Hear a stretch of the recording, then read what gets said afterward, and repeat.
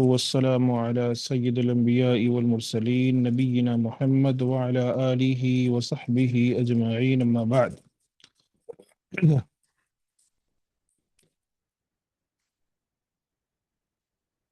ہم نے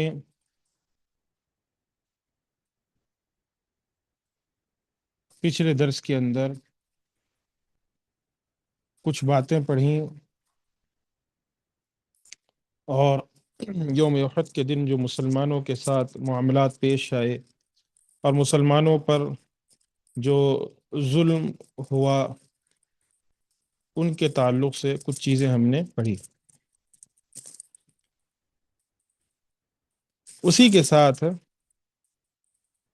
اللہ کے رسول صلی اللہ علیہ وسلم کی غزوہ احد میں شہادت کی جو افواہ پھیلی اس کے تعلق سے اللہ تبارک و تعالی ارشاد فرماتا ہے اعوذ باللہ من الشیطان الرجیم بسم اللہ الرحمن الرحیم وما محمد الا رسول قد خلت من قبله الرسل افإن مات او قتل انقلبتم على اعقابكم ومن ينقلب على عقبيه فلن يضر الله شيئا وسيجزي الله الشاكرين وما كان لنفس أن تموت إلا بإذن الله كتابا مؤجلا ومن يرد ثواب الدنيا نؤته منها ومن يرد ثواب الآخرة نؤته منها وسنجزي الشاكرين وكأي من نبي قاتل معه ربيون كثير فما وهنوا لما أصابهم في سبيل الله وما ضعفوا وما استكانوا والله يحب الصابرين وما كان قولهم إلا أن قالوا ربنا اغفر لنا ذنوبنا وإسرافنا في أمرنا وثبت أقدامنا وانصرنا على القوم الكافرين فآتاهم الله ثواب الدنيا وحسن ثواب الآخرة والله يحب المحسنين. اور محمد صلی اللہ علیہ وسلم ایک رسول ہی تو ہیں، ان سے پہلے بہت سے رسول گزر چکے ہیں. اگر ان کا انتقال ہو جائے یا یہ شہید ہو جائے تو کیا تم اسلام سے اپنی ایڑیوں کے بل پھر جاؤ گے؟ جو کوئی اپنی ایڑیوں کے بل پھر جائے تو وہ اللہ کا کچھ بگاڑ نہ سکے گا. اللہ شکر ادا کرنے والوں کو اچھی جزا دے گا. اور کوئی جاندار اللہ کے حکم کے بغیر مر نہیں سکتا، اس نے موت کا وقت لکھا ہوا ہے. اور جو کوئی دنیا کا بدلہ چاہتا ہو تو ہم اسے دنیا ہی میں کچھ دے دیتے ہیں. جو کوئی آخرت کا بدلہ چاہتا ہو تو ہم اسے آخرت میں کچھ دے دیتے ہیں، اور ہم شکر ادا کرنے والوں کو اچھی جزا دیں گے. کتنے ہی نبی گزرے جن کے ساتھ مل کر بہت سے اللہ والوں نے جہاد کیا. انہیں اللہ کی راہ میں جو تکلیفیں پہنچی انہوں نے ہمت نہ ہاری اور نہ کمزوری دکھائی اور نہ وہ کافروں سے دبے. اللہ صبر کرنے والوں کو پسند کرتا ہے. ان کا کہنا یہی تھا کہ ہمارے رب ہمارے گناہ بخش دے اور ہمارے کاموں میں سے جو زیادتیاں ہوئی ہیں وہ معاف کر دے. ہمیں ثابت قدم رکھ اور کافر قوم کے مقابلے میں ہماری مدد فرما. چنانچہ اللہ نے انہیں دنیا میں ثواب دیا اور آخرت میں بہت اچھا ثواب دیا، اور اللہ نیکوکاروں کو پسند کرتا ہے. غزوہ احد کے اندر رسول اللہ صلی اللہ علیہ وسلم کی شہادت کی افواہ جو پھیلی اس کے تعلق سے بات چل رہی ہے. جب احد کے دن کچھ مسلمان شکست کھا گئے اور کچھ شہید ہو گئے تو شیطان نے یہ اعلان کر دیا کہ محمد الرسول اللہ صلی اللہ علیہ وسلم شہید ہو گئے. ابن ابی قمیہ مشرکوں کے پاس آ کر کہنے لگا میں نے محمد صلی اللہ علیہ وسلم کو شہید کیا ہے. تو بہت سے لوگوں کے دلوں میں یہ بات اتر گئی، انہیں یقین ہو گیا کہ واقعی رسول اللہ صلی اللہ علیہ وسلم شہید ہو گئے، اور انہوں نے خیال کیا ایسا کچھ بعید بھی نہیں، کیونکہ اللہ نے یہ بیان فرمایا کہ بہت سے انبیاء اکرام کو شہید کر دیا گیا تھا. اس افواہ کی وجہ سے مسلمان بہت کمزوری اور بزدلی اور جنگ سے دو ہمتی پیدا ہو گئی، یعنی کمزوری آ گئی ان میں، بزدلی جیسے جو ہے جنگ سے جو ہے ذرا کم ہمتی پیدا ہو گئی. نبی شہید ہو گئے جب سنے، صحابہ کرام کے درمیان کی بات چل رہی ہے. تو اس سلسلے میں اللہ نے اپنے رسول پر یہ آیت نازل فرمائی کہ محمد تو صرف اللہ کے پیغمبر ہیں، ان سے پہلے بہت پیغمبر گزرے ہیں. نبوت و رسالت اور جواز شہادت میں وہ آپ کے لیے اسوہ ہیں. ابن ابو نجیح نے اپنے باپ سے روایت کیا ہے کہ ایک مہاجر کا ایک انصاری کے پاس سے گزر ہوا، جبکہ وہ خاک و خون میں تڑپ رہا تھا تو اس نے کہا اے فلاں کیا تجھے یہ معلوم ہے کہ محمد صلی اللہ علیہ وسلم تو شہید ہو گئے ہیں؟ اس حالت میں بھی کہ انصاری نے یہ سن کر کہا اگر محمد صلی اللہ علیہ وسلم جام شہادت نوش فرما گئے تو آپ نے اللہ کے دین کو پہنچا دیا، لہٰذا جاؤ اپنے دین کو بچانے کے لیے جہاد کرو۔ تو اس موقع پر آیت کریمہ نازل ہوئی جو اس سلسلے میں کمزوری میں مبتلا ہوئے ان کی تردید کرتے ہوئے اللہ نے فرمایا أَفَإِن مَّاتَ أَوْ قُتِلَ انقلبتم عَلَىٰ أَعْقَابِكُمْ، بھلا اگر انہیں موت آ جائے یا قتل کر دیے جائے تو تم الٹے پاؤ پھر جاؤ گے، مرتد ہو جاؤ گے۔ اس کا بیان کرنے کا مقصد یہ ہے کہ میں اس کو جو ہے کیا کہتے ہیں مختصر طریقے سے اچھے انداز سے سمجھاتا ہوں، وہ یہ کہ اللہ کے رسول صلی اللہ علیہ وسلم جنگ کے دوران جنگ احد میں نبی کریم صلی اللہ علیہ وسلم پر حملہ کیا گیا تھا، ٹھیک ہے، اسی وجہ سے آپ کے دانت شہید ہوئے تھے، اور زیرہ جو ہے آپ کے صلی اللہ علیہ وسلم کے چہرے میں گھس گئی تھی، جو آپ نے پہنی ہوئی تھی اور جو آپ نے سر کے اوپر پہنا ہوا تھا، اس کی وجہ سے۔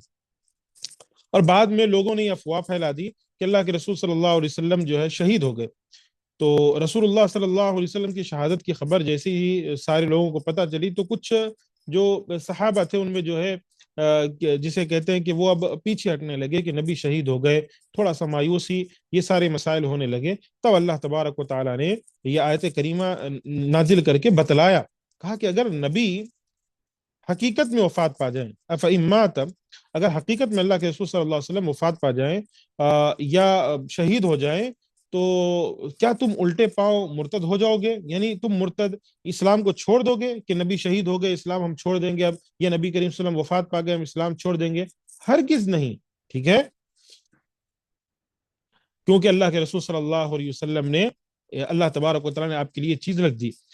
ساتھ میں یہ آیت کریمہ یاد دلائی تھی ابو بکر صدیق رضی اللہ عنہ نے بھی ایک موقع پر، جب اللہ کے رسول صلی اللہ علیہ وسلم کی وفات ہوئی، ابو بکر صدیق رضی اللہ عنہ کو خبر پہنچی، اور اس سے پہلے عمر بن خطاب رضی اللہ عنہ جو ہے کیا کہتے ہیں بڑے ہی جوش و انداز میں آپ نے فرمایا کہ جو اللہ کہا کہ اللہ کے رسول صلی اللہ علیہ وسلم جو ہے وفات پا گئے، جس نے کہا میں اس کی جو ہے گردن اڑا دوں گا۔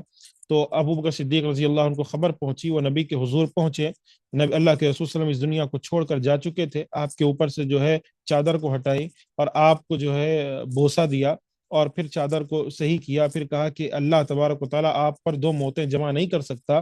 پھر آئے اور عمر بن خطاب غصے میں تھے، یعنی جوش میں تھے، تو ابو بکر صدیق نے کہا کہ عمر بیٹھ جاؤ، تو عمر رضی اللہ عنہ بیٹھنے سے انکار کر دیے، تو لوگ عمر رضی اللہ عنہ کو چھوڑ کر ابو بکر صدیق رضی اللہ عنہ کی طرف ہو گئے، یعنی دیکھنے لگے۔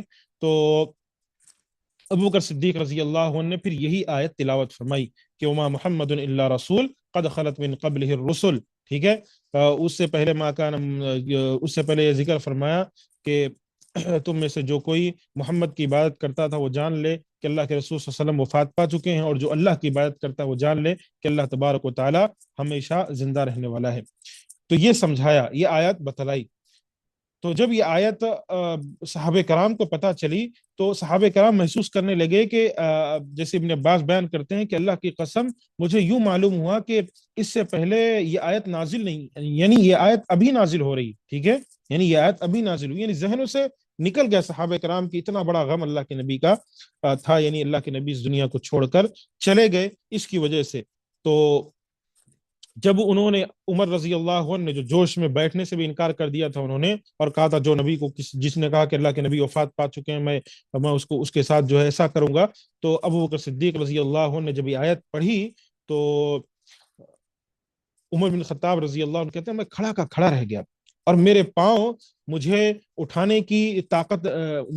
مجھے اٹھانے کی طاقت نہیں تھی، یعنی ان کے پاؤں جو ہے لرزنے لگے جب انہوں نے یہ آیت سنی، اور ان کو یقین ہو گیا کہ رسول اللہ صلی اللہ علیہ وسلم اس دنیا سے جا چکے ہیں۔ تو ان آیات کے اندر اللہ تبارک و تعالیٰ نے اسی چیز کی طرف رہنمائی کرائی، ٹھیک ہے، اسی چیز کی طرف رہنمائی دلائی ہے کہ اللہ کے رسول صلی اللہ علیہ وسلم اس دنیا کو چھوڑ کر جا چکے ہیں، وہ زندہ ہیں لیکن اپنی قبر میں، ٹھیک ہے، اپنی قبر میں باحیات ہیں، کیسے ہیں وہ برزخی زندگی ہے، وہ رب کو معلوم ہے، ہمیں نہیں معلوم، ٹھیک ہے، لیکن اس دنیا کے لحاظ سے نبی چھوڑ کر جا چکے ہیں۔ وہ جو بعض بیوقوف ہوتے ہیں جو کہتے ہیں کہ اللہ کے نبی ہمارے جو ہے جلسے میں شامل ہوئے، اللہ کے حضور ہمارے پاس پہنچے تھے، اللہ کے رسول نے مجھ سے ملاقات کی تھی، اللہ کے رسول یہاں آئے تھے، نعوذ باللہ، یعنی ایسی بیکار کی اور لا یعنی باتیں جو لوگ کرتے ہیں، انہیں اللہ سے ڈرنا چاہیے کہ وہ نبی پر کیسے الزامات لگا رہے ہیں، اور اللہ کے رسول صلی اللہ علیہ وسلم نے جو توحید سکھلائی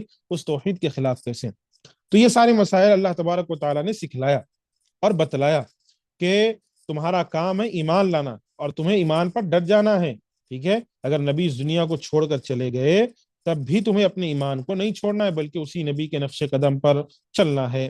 یہی چیزیں اللہ تبارک و تعالیٰ نے ذکر فرمائی۔ آگے جو ہے پیج نمبر 706 میں اللہ تبارک و تعالیٰ ارشاد فرماتا ہے فما وهنوا لما اصابهم في سبيل الله وما ضعفوا وما استكانوا، تو جو مصیبتیں ان پر اللہ کی راہ میں واقع ہوئیں ان کے سبب انہوں نے نہ تو ہمت ہاری، نہ بزدلی دکھائی، نہ کافروں سے دبے۔ قتادہ ربیع بن انس نے بیان کیا ہے وما ضعفوا کا معنی یہ ہے کہ انہوں نے اپنے نبی کے شہید ہونے کی وجہ سے ہمت نہیں ہاری، یعنی صحابہ کرام تھے بعض جو انہوں نے ہمت نہیں ہاری اور نہ ہی اپنی بصیرت اور اپنے دین سے مرتد ہوئے، بلکہ انہوں نے اس طرح جہاد کیا جس طرح اللہ کے نبی صلی اللہ علیہ وسلم نے جہاد کیا، حتیٰ کہ یہ سب اللہ کے پاس پہنچ گئے۔ تو یہ ساری چیزیں اللہ تبارک و تعالیٰ نے بتلائی کہ صحابہ میں یہ ایمان تھا، یہ قوت تھی۔ پھر آگے اللہ تبارک و تعالیٰ ارشاد فرماتا ہے فآتاہم اللہ ثواب الدنیا، تو اللہ نے ان کو دنیا میں بدلہ دیا، ٹھیک ہے؟ اس سے پہلے کیا ہے واللہ یحب الصابرین، اللہ صبر کرنے والوں کو پسند کرتا ہے۔ وما كان قولهم الا ان قالوا ربنا اغفر لنا ذنوبنا واسرافنا في امرنا وثبت اقدامنا وانصرنا على القوم الكافرين، ٹھیک ہے؟ وہ کیا کہتے تھے؟ ان کے منہ سے ان کے کوئی بات نہیں نکلی یہ کہ اے میرے پروردگار ہمارے گناہ اور زیادتیاں جو ہم اپنے کاموں میں کرتے رہیں معاف فرما، ہم کو ثابت قدم رکھ اور کافروں پر فتح عنایت کر۔ یہ بہت پیاری دعا ہے، یاد کر لینی چاہیے ہر کسی کو۔ ربنا اغفر لنا ذنوبنا واسرافنا فی امرنا وثبت اقدامنا وانصرنا علی القوم الکافرین۔ یہ اچھی دعا ہے، اسے ہر کسی کو یاد، یعنی قرآن مجید کی جو دعائیں ہیں نا وہ بہت جامع دعائیں ہوتی ہیں۔ ایک ایک گھنٹہ دعا کرنے کے بجائے اگر کوئی شخص جو ہے یہ دعائیں پڑھے نا یہ کافی شخص، میں نہیں کہتا کہ آپ جو ہے دعائیں لمبی مت کریں، جتنی کرنی کیجیے، لیکن یہ وہ دعائیں ہوتی ہیں کوئی سوچتا ہے کہ میں کیا مانگوں اللہ سے، یہ مانگو اللہ سے جو اللہ نے سکھلایا۔ ربنا اغفر لنا، ہمارے گناہوں کو اللہ معاف کر دے، ہم نے اپنے یعنی جو ہم نے زیادتیاں کی اسے تو اللہ معاف فرما دے، ٹھیک ہے؟ اپنے معاملے ہمیں ثابت قدم رکھ، کیا ہونا اور آپ کو کیا چیز ہونا؟ گناہ معاف ہو گئے، جو آپ نے زیادتیاں کی، جو آپ نے غلطیاں کی، جو ہم نے غلطیاں کی اس سے اللہ سے معافی مانگی، ثابت قدمی بھی اللہ سے مانگ لی، ٹھیک ہے؟ اللہ ہمیں تو ثابت قدم رکھ اور کافروں پر فتح نصیب فرما، اس سے اچھی چیز کیا ہوتی ہے؟ ٹھیک ہے، اس سے اچھی چیز کیا ہوگی؟ فآتاہم اللہ ثواب الدنیا، تو اللہ نے ان کو دنیا میں بدلہ دیا، فتح و نصرت اور کامیابی سے سرفراز فرمایا، وحسن ثواب الآخرہ، دنیا کے بدلے کے ساتھ آخرت میں بھی اچھا بدلہ عطا فرمائے گا، واللہ یحب المحسنین، اللہ نیکوکاروں کو دوست رکھتا ہے۔ ان آیات میں اللہ تبارک و تعالیٰ نے اسی چیز کی طرف امت کی توجہ دلائی۔ اس کے بعد اللہ تبارک و تعالیٰ ارشاد فرماتا ہے یا ایھا الذین آمنوا ان تطیعوا الذین کفروا یردوکم علی اعقابکم فتنقلبوا خاسرین بل اللہ مولاکم وهو خیر الناصرین سنلقی فی قلوب الذین کفروا الرعب بما اشرکوا باللہ ما لم ينزل به سلطانا ومأواهم النار وبئس مثوى الظالمين ولقد صدقكم الله وعده إذ تحسونهم بإذنه حتى إذا فشلتم وتنازعتم في الأمر وعصيتم من بعد ما أراكم ما تحبون منكم من يريد الدنيا ومنكم من يريد الآخرة ثم صرفكم عنهم ليبتليكم ولقد عفا عنكم والله ذو فضل على المؤمنين إذ تسعدون ولا تلبون على أحد والرسول يدعوكم في أخراكم فأثابكم غما بغم لكي لا تحزنوا على ما فاتكم ولا ما أصابكم والله خبير بما تعملون۔ اللہ تبارک و تعالیٰ ارشاد فرماتا ہے اے لوگو جو ایمان لائے ہو، اگر تم کافروں کی باتیں مانو گے تو وہ تمہیں پلٹا کر مرتد بنا دیں گے، پھر تم خسارہ پانے والوں میں سے خسارہ پانے والے ہوگے، بلکہ اللہ تمہارا مولا ہے اور وہ بہترین مدد کرنے والا ہے۔ جن لوگوں نے کفر کیا ہم ان کے دلوں میں رعب ڈال دیں گے، اس لیے کہ انہوں نے اللہ کے ساتھ ایسی چیزوں کو شریک ٹھہرایا ہے جن کی اللہ نے کوئی دلیل نازل نہیں کیا۔ ان کا ٹھکانہ دوزخ ہے، وہ ظالموں کا بہت برا ٹھکانہ ہے۔ یقیناً اللہ نے تم سے اپنا وعدہ سچ کر دکھایا جب تم احد میں اس کے حکم سے کافروں کو قتل کر رہے تھے، یہاں تک کہ جب تم نے کم ہمتی اختیار کی، اپنی ذمہ داری کے بارے میں جھگڑنے لگے، جو ہی اللہ نے تمہیں وہ چیز یعنی مال غنیمت کی جھلک دکھائی جس سے تم محبت کرتے تھے، تو تم نے نافرمانی کی، اس لیے کہ تم میں سے کچھ لوگ دنیا کو چاہتے تھے اور کچھ آخرت کی خواہش رکھتے تھے۔ پھر اللہ نے تمہیں کافروں کے مقابلے میں پسپا کر دیا تاکہ تمہاری آزمائش کرے، بلا شبہ پھر بھی اس نے تمہیں معاف کر دیا۔ سبحان اللہ۔ یعنی طریقہ دیکھو اللہ کا، اللہ پہلے بتایا کہ تم نے یہ غلطی کی، مال غنیمت کے لیے تم پہاڑ سے اتر گئے، تم سے یہ غلطی ہوئی، لیکن اللہ نے تمہیں معاف کر دیا۔ کیا چاہیے آپ کو؟ اللہ جو ہے اپنے بندوں سے ایسی ہی محبت کرتا ہے، اللہ مومنوں پر فضل کرنے والا ہے۔ جب تم بھاگے چلے جا رہے تھے، کسی کی طرف پلٹ کر نہ دیکھتے تھے اور رسول تمہیں پیچھے سے آواز دے رہے تھے، پھر اللہ نے تمہیں غم پر غم دیے تاکہ تمہیں سبق ملے، جو کچھ تمہارے ہاتھ سے جائے یا جو مصیبت تم پر نازل ہو اس پر تمہیں غمگین نہیں ہونا چاہیے، اور تم جو عمل کرتے ہو اللہ اس کی خبر رکھتا ہے۔ ٹھیک ہے؟ کیونکہ ایک چھوٹی سی غلطی مسلمانوں کی طرف سے ہوئی اور اس کا خامیازہ یہ بھگتنا پڑا کہ مسلمان جو ہے اس جنگ میں شکست کھا گئے۔ اسی طرف اللہ تبارک و تعالی نے توجہ دلائی ہے۔ کفار کی اطاعت کی ممانعت اور احد میں فتح و شکست کے اسباب اللہ نے اپنے مومن بندوں کو کافروں اور منافقوں کی اطاعت سے منع فرما رہا، کیونکہ ان کی اطاعت دنیا و آخرت کی تباہی و بربادی کا سبب ہے۔ اسی لیے اللہ نے فرمایا ان تطیعوا الذین کفروا یردوکم علی اعقابکم فتنقلبوا خاسرین، اگر تم کافروں کا کہاں مان لو گے تو وہ تم کو الٹے پاؤں پھیر کر مرتد کر دیں گے، پھر تم بڑے خسارے میں پڑ جاؤ گے۔ پھر اللہ نے اپنے مومن بندوں کو حکم دیا کہ وہ اسی کی اطاعت کریں، اس سے دوستی رکھیں، اسی سے مدد طلب کریں، اس کی ذات گرامی پر توکل رکھیں۔ بل اللہ مولاکم وهو خیر الناصرین، یہ تمہاری مددگار نہیں بلکہ اللہ تمہارا مددگار ہے اور وہ سب سے بہتر مددگار ہے۔ پھر اللہ نے مومنوں کو بشارت دیتے ہوئے فرمایا کہ وہ ان کے دشمنوں کے دلوں میں ان کا خوف ڈال دے گا اور ان کے کفر و شرک کی وجہ سے انہیں ذلیل و رسوا کر دے گا، آخرت میں بھی ان کے لیے بدترین عذاب تیار کر رکھا ہے۔ فرمایا سنلقی فی قلوب الذین کفروا الرعب بما اشرکوا باللہ ما لم ينزل به سلطانا ومأواہم النار وبئس مثوى الظالمین، ہم عن قریب کافروں کے دلوں میں تمہارا رعب بٹھا دیں گے کیونکہ یہ اللہ کے ساتھ شرک کرتے ہیں جس کی اس نے کوئی بھی دلیل نازل نہیں کی، اور ان کا ٹھکانہ دوزخ ہے، وہ ظالموں کا بہت برا ٹھکانہ ہے۔ بخاری و مسلم میں جابر بن عبداللہ رحمہ اللہ سے مروی ہے کہ رسول اللہ صلی اللہ علیہ وسلم نے ارشاد فرمایا کہ مجھے 5 ایسی چیزیں عطا کی گئی ہیں جو مجھ سے پہلے انبیاء میں سے کسی کو نہیں دی گئی۔ 1 ماہ کی مسافت سے رعب کے ساتھ میری مدد کی گئی، پہلی چیز۔ میرے لیے ساری زمین کو مسجد اور پاک بنا دیا گیا، دوسری چیز۔ میرے لیے مال غنیمت کو حلال قرار دیا گیا، تیسری چیز۔ مجھ سے پہلے ہر نبی کو بطور خاص ان کی قوم کی طرف مبعوث کیا جاتا تھا جبکہ مجھے تمام لوگوں کی طرف مبعوث کیا گیا۔ 5ویں چیز، مجھے شفاعت عطا کی گئی۔ ٹھیک ہے؟ یہ 5 چیزیں اللہ کے نبی کو دی گئیں، اللہ کے نبی سے پہلے کسی نبی کو یہ 5 چیزیں نہیں ملی۔ پھر ارشاد باری تعالیٰ ہے وَلَقَدْ صَدَقَكُمُ اللَّهُ وَعْدَهُ، اللہ نے تم سے اپنا وعدہ سچا کر دیا کہ دن کے پہلے حصے میں استحسونہم بِإِذْنِ، جب وہ حد میں کافروں کو اس کے حکم سے قتل کر رہے تھے، اللہ نے تمہیں ان پر غلبہ عطا فرما دیا، حتیٰ اذا فشلتم، حتیٰ کہ جب تم نے ہمت ہار دی۔ ابن جریج کہتے ہیں کہ ابن عباس رضی اللہ عنہ نے فرمایا کہ الفشل کے معنی ہیں بزدلی کے ہوتے ہیں، وتنازعتم فی الامر وعصیتم، اور حکم پیغمبر میں جھگڑا کرنے لگے اور اس کی نافرمانی، اور جیسا کہ درے پر مقرر کردہ تیر اندازوں کے ساتھ پیش آیا۔ من بعد ما اراکم ما تحبون، یعنی بتانے کا مقصد، اس کو میں جو ہے آپ کو تلخیص کر کے بیان کرتا ہوں تاکہ سمجھ میں آ جائے، پورا واقعہ سمجھ میں آ جائے۔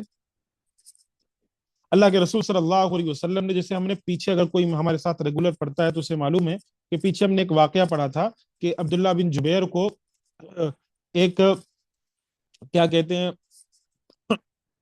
پہاڑ نما جگہ تھی، وہاں پر عبداللہ بن جبیر کو جو ہے ان کے ساتھ کچھ لشکر کو اللہ کے نبی نے دیا تھا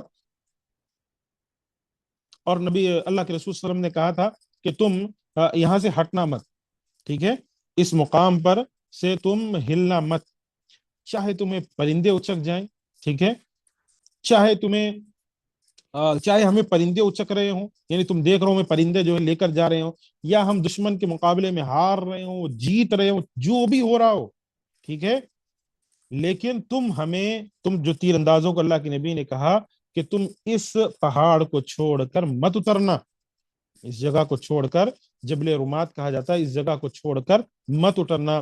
لیکن جب لوگوں نے دیکھا تو کہنا شروع کر دیا، یعنی جو بعض لوگ تھے وہ مسلمان تھے، وہ کہنے شروع کر دیا، یعنی غنیمت غنیمت، یعنی جب مسلمان فتح پا رہے تھے اور مال غنیمت کو دیکھا انہوں نے تو اترنے لگے، پہاڑ چھوڑ کر اترنے لگے، کیوں؟ کیونکہ سمجھا کہ اب جیت گئے، اب کیا ضرورت ہے؟ لیکن عبداللہ بن جبیر ان کو بار بار بار بار بار بار ان کو روکتے، ٹھیک ہے، ان کو روکتے، لیکن کیا ہوا؟ مانے نہیں، جس کی وجہ سے تقریباً 70 مسلمان شہید ہوئے۔ کتنے ہوئے؟ 70 مسلمان شہید ہو گئے تھے اس جنگ کے اندر، صرف ایک غلطی کی وجہ سے اللہ کے نبی نے روکا تھا، کہا تھا کہ نیچے مت اترنا، اور پیچھے سے خالد بن ولید جو کہ اس وقت کافر تھے، وہ لگائے بیٹھے تھے، جو ہے اپنا حساب لگا کر بیٹھے ہوئے تھے کہ جیسے ہی یہ یہاں چھوڑیں گے اس پہاڑ کو، پیچھے سے مسلمانوں پر حملہ کر دیں گے، اور وہی ہوا، پورا پاسا بدل گیا صرف مال غنیمت کی وجہ سے۔ تو وہی اللہ یاد دلا رہا ہے کہ تم نے جو غنیمت کے چکر میں، مال غنیمت کے چکر میں جو تم اتر گئے، اس کی وجہ سے تم پر یہ مصیبت نازل ہو گئی، یہ آزمائش اتر گئی، پھر اللہ آزما رہا ہے۔ پھر سبحان اللہ، اس کے بعد کیا ہوا؟ جب جنگ ختم ہوئی نا، جب جنگ ختم ہو گئی، اللہ کے رسول صلی اللہ علیہ وسلم کو کسی طریقے سے احد کے پہاڑ پر اللہ کے نبی کو لے کر جایا گیا، یعنی اللہ کے نبی صحابہ کو وہاں پر بلا لیے، اوپر بلا لیے، جنگ ختم ہوئی تو ابو سفیان مسلمانوں کا جائزہ لیتے ہوئے کہا کہ کیا ان میں محمد موجود ہے؟ کیا کہا اس نے، ابو سفیان نے، کہ کیا محمد موجود ہے تمہارے اندر صلی اللہ علیہ وسلم؟ تو آپ صلی اللہ علیہ وسلم نے فرمایا کہ لا تجیبوہ، اسے کوئی جواب نہ دو، ٹھیک ہے، کوئی جواب نہیں۔ پھر اس نے کہا کیا ابن ابو قحافہ موجود ہے، یعنی ابو بکر صدیق مراد ہے ان سے، موجود ہے؟ آپ نے فرمایا لا تجیبو، لا تجیبوہ، کوئی جواب نہیں دینا، اسے جواب مت دو۔ پھر اس نے کہا کیا ابن خطاب موجود ہے، یعنی عمر بن خطاب مراد رضی اللہ عنہ؟ تو جب مسلمانوں کی طرف سے کوئی جواب نہ آیا تو کہنے لگا یہ سب لوگ قتل ہو گئے، اگر زندہ ہوتے تو میری بات کا ضرور جواب دیتے، ٹھیک ہے۔ کیا کہا ابو سفیان نے؟ کہ یہ سب لوگ قتل ہو گئے، یعنی ابو بکر صدیق، عمر بن خطاب اور اللہ کے رسول سارے شہید ہو گئے، اگر زندہ ہوتے تو ضرور جواب دیتے۔ تو ظاہر سی بات ہے، عمر بن خطاب رضی اللہ عنہ جیسی شخصیت، عمر رضی اللہ عنہ نہیں تھے، وہ اپنے آپ پر قابو نہ رکھ سکے اور کہنے لگے اے اللہ کے دشمن، تو جھوٹ کہہ رہا ہے، اللہ نے ان سب لوگوں کو تیرے لیے باقی رکھا ہے تاکہ تجھے غم و حزن لاحق ہو، یعنی ہم زندہ ہیں، وفات نہیں پائے، ہمارے اندر میں بھی موجود ہیں، ابو بکر موجود ہیں، اور میں عمر بھی موجود ہوں۔ پھر ابو سفیان نے کہا کہ حبل بلند ہو۔ ابھی تک اللہ کے نبی جواب نہیں دے رہے تھے، یاد رکھیے گا، اللہ کے نبی کوئی جواب نہیں دے رہے، اللہ کے نبی بول رہے تھے کہ کوئی جواب مت دو، کوئی جواب مت دو، کوئی جواب مت دو۔ جب ابو سفیان نے کہا، جب اس وقت وہ مسلمان نہیں تھے، انہوں نے کہا کہ حبل بلند ہو، حبل بلند ہو، یعنی ان کے خدا کا نام تھا، یعنی ان کے معبود کا نام۔ تو نبی نے فرمایا عجیبو، جواب دو، عجیبو، جواب دو۔ جہاں توحید کا معاملہ آیا وہاں خاموش نہیں بیٹھ سکتے، نبی نے کہا جواب دو۔ صحابہ نے کہا ما نقول، کیا کہیں گے اللہ کے بھی ہم؟ قال قولو، کہو اللہ اعلی و اجل، اسے جواب دو۔ صحابہ نے عرض کیا کہ کیا جواب دیں؟ تو آپ نے فرمایا کہو اللہ ہی اعلی اور اجل ہے۔ تو ابو سفیان نے کہا کہ ہمارے پاس عزا ہے، تمہارے پاس کوئی عزا نہیں ہے۔ کیا کہا اس نے؟ عزا، ان کا ایک معبود ہے، اس نے کہا ہمارے پاس عزا ہے، تمہارے پاس کوئی عزا نہیں ہے۔ نبی نے فرمایا عجیبو، جواب دو۔ قالو، صحابہ نے کہا ما نقول، کیا کہیں اللہ کے نبی؟ قال قولو اللہ مولانا ولا مولا لکم، کہ کہو کہ اللہ ہمارا مولا ہے، تمہارا کوئی مولا نہیں۔ تو سبحان اللہ، یعنی اللہ کے نبی کریم صلی اللہ علیہ وسلم جہاں بات آ رہی تھی صرف نبی کی اور زندہ ہیں، باحیات ہیں یا نہیں، تو یہ سارے معاملات میں نبی خاموش تھے، لیکن جہاں توحید کی بات آئی نا، جہاں توحید کی بات آئی، وہاں اللہ کے نبی صلی اللہ علیہ وسلم نے توحید کے پرچم کو بلند کیا اور پھر جواب دیا۔ اور ابو سفیان نے اس کے بعد کہا کہ یہ جنگ بدر کے دن کا جواب ہے، لڑائی کنویں کے ڈول کی طرح ہوتی ہے، تم دیکھو گے کہ تمہارے لیے کچھ لوگوں کا مسئلہ کر دیا گیا ہے، مگر اس کا میں نے حکم نہیں دیا تھا اور نہ یہ بات مجھے بری لگتی ہے۔ یعنی بعض وہاں پر صحابہ کرام کا جو ہے مسئلہ کر دیا گیا، جسے حمزہ رضی اللہ عنہ کے بارے میں آتا ہے کہ آپ کا آنکھ کاٹا گیا، آپ کے ناک کاٹا گیا، آپ کے جسم کے حصے کاٹے گئے تھے۔ اللہ اکبر، یعنی آپ جب شہید ہوئے اس کے بعد آپ کے جسم کے ایک ایک حصے کو ان مشرکوں نے کاٹا تھا۔ لیکن یہ روایت صحیح نہیں ہے۔ جو لوگ کہتے ہیں کہ ہندا نے آپ کے کلیجے کو چبایا، چبانے لگی تو گلے میں جا کے اٹک گیا، اٹک گیا تو دوبارہ جو اسے تھوک دیا، یہ ساری روایات صحیح نہیں ہے، کسی بھی صحیح سند سے ثابت نہیں ہے کہ ہندا نے کوئی کلیجہ چبایا ہو یا کچھ کیا ہو۔ بس حمزہ رضی اللہ عنہ سید الشہداء تھے، شہیدوں کے سردار تھے، وہ شہید ہوئے اس دن، لیکن ہندا نے کوئی کلیجہ وغیرہ نہیں چبایا تھا۔ یہ ساری روایتیں ضعیف ہیں۔ تو اس لحاظ سے وہ اس دن یہ جنگ ختم ہوئی، اور ابو سفیان نے کہا کہ اب برابری ہوگی، یعنی بدر کے دن تم جیتے تھے، احد کے دن ہم جیت گئے، یعنی ایک ایک کے ساتھ اب برابری ہو گئی۔ اس لحاظ سے اللہ کے رسول صلی اللہ علیہ وسلم کے سامنے ذکر کیا گیا۔ یہ ساری باتیں جنگ کے تعلق سے تھی، باقی باتیں انشاءاللہ آئندہ دروس میں آئیں گی۔ ابھی کچھ باتیں باقی ہیں، اسے ہم آئندہ دروس میں ڈسکس کریں گے۔ اللہ سے دعا ہے ہم تمام کو اللہ تبارک و تعالی قرآن و سنت پر عمل کی توفیق عطا فرمائے۔ آمین واخر دعوانا الحمد للہ رب العالمین۔ السلام علیکم ورحمۃ اللہ وبرکاتہ۔